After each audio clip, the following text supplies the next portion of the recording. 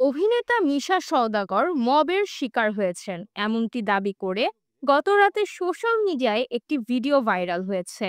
এরপর অভিনেতার হাসপাতালের বিছানায় শুয়ে থাকার একটি ছবিও ছড়িয়ে পড়ে, যা দেখে ভক্তরাও চিন্তায় পড়ে যান।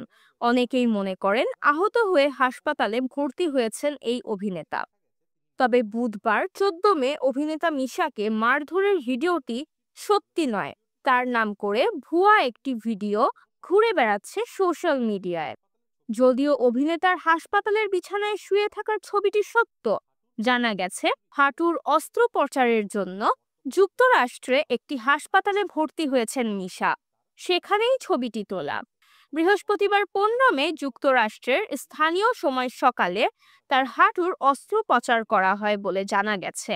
বিষয়টি নিশ্চিত করেছে অভিনেতা জায়েদ খান।